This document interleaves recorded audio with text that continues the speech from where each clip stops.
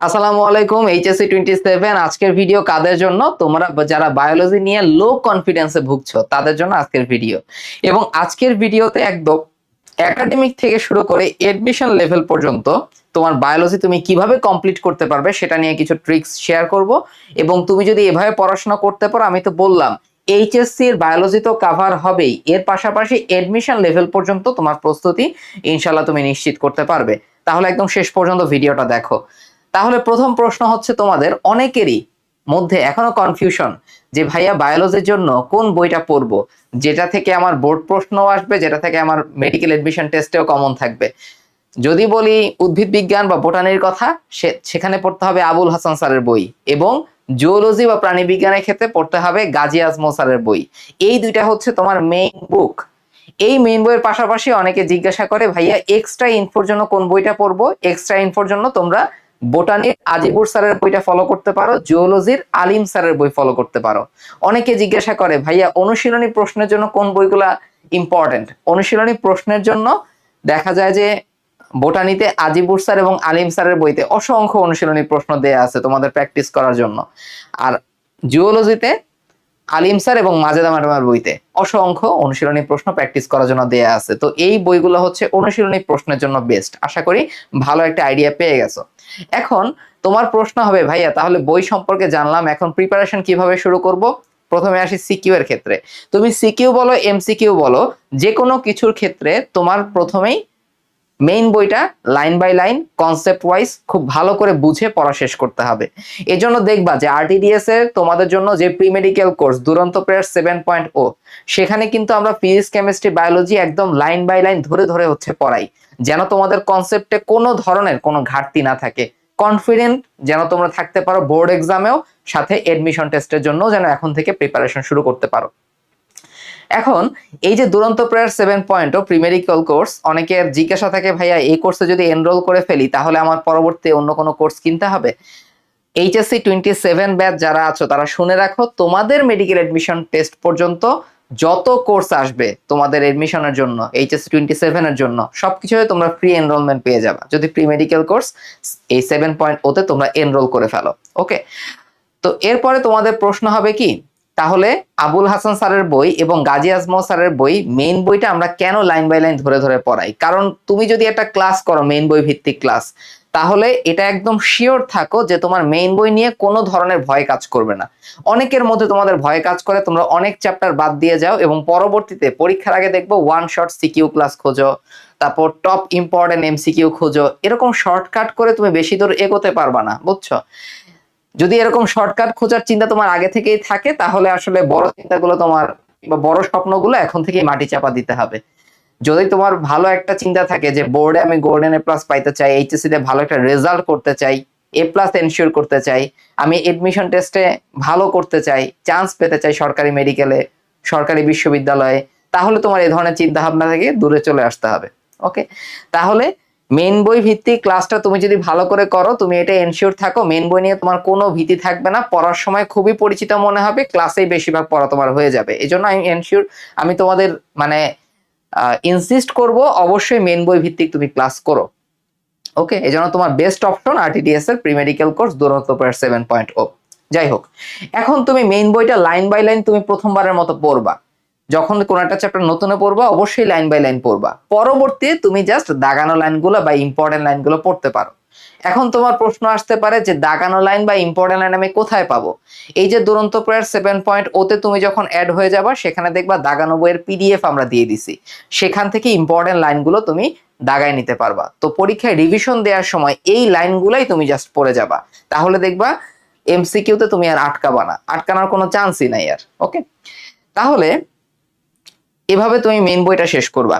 এর পরের প্রশ্ন, ভাইয়া সিকিউ এর জন্য তাহলে কোত্থেকে প্র্যাকটিস করব? অনেকে মনে করে যে সিকিউ প্রশ্নের জন্য আমাদের কিসের প্রিপারেশন দরকার, সৃজনশীল বানিয়ে বানিয়ে লিখবো, কিন্তু এটার জন্য দেখা যায় বায়োলজি তোমার এ প্লাসটা পর্যন্ত ছুটে যাবে। সো এখন থেকে সচেতন হয়ে যাও। সৃজনশীল প্রশ্ন পড়ার ক্ষেত্রে সবচেয়ে ভালো গুরুত্বপূর্ণ সোর্স হচ্ছে বিগত বছরের বোর্ড প্রশ্ন।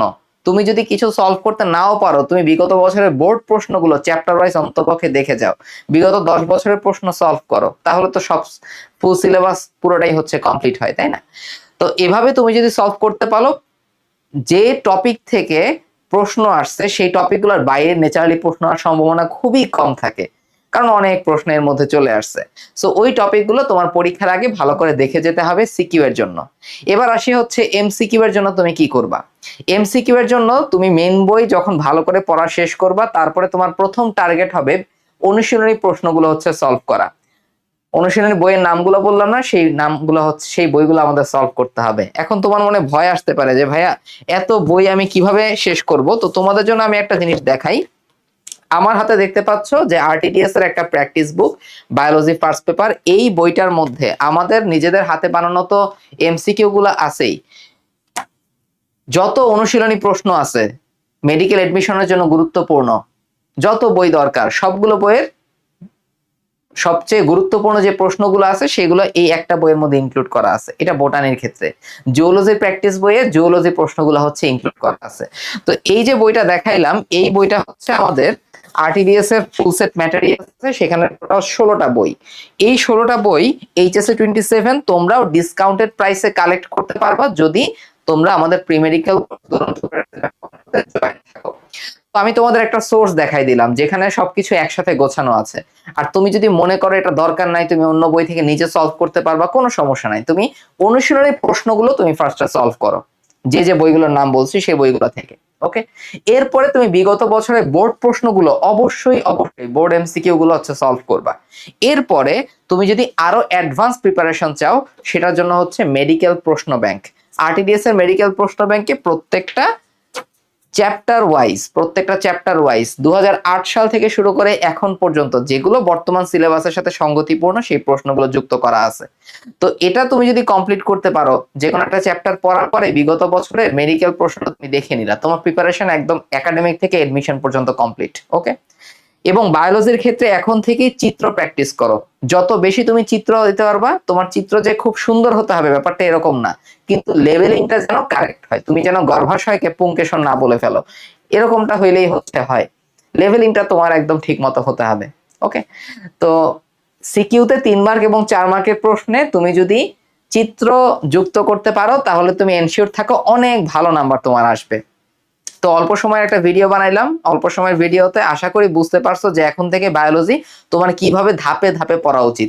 আমি কয়েকটা স্টেপের কথা বলছি, একটু রিক্যাপ করি। প্রথমে আমাদের মেইন বইটা পড়তে হবে, কনসেপ্ট বুঝে বুঝে প্রথমে পড়বো লাইন বাই লাইন, পরে জাস্ট আমরা এখন লাইনগুলো ভালো করে পড়াশোনা করব। তারপরে হচ্ছে আমরা পড়বো সিকিউ এর জন্য বিগত বছরের বোর্ড প্রশ্ন সিকিউ গুলো বইয়ের মধ্যে, মেইন বইয়ের মধ্যে একটু দাগায় রাখো যে এই টপিকগুলো আসছে সিকিউতে, তাহলে পরীক্ষার সময় রিভিশন দিতে হেল্প হবে। 3 নম্বরে কি পড়বো? 3 নম্বরে পড়বো বিগত বছরের যে অনুশীলনী প্রশ্নগুলো আছে এমসিকিউ গুলা সেগুলা।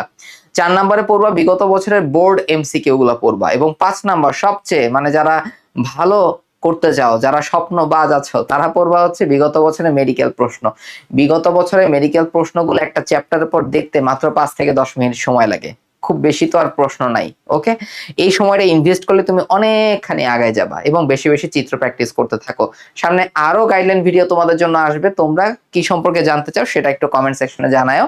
আর যারা আমাদের দুরন্ত প্রয়ার 7.0 প্রি মেডিকেল কোর্সে জয়েন করতে চাও, তারা মেসেজ দিবা কোথায়? রোড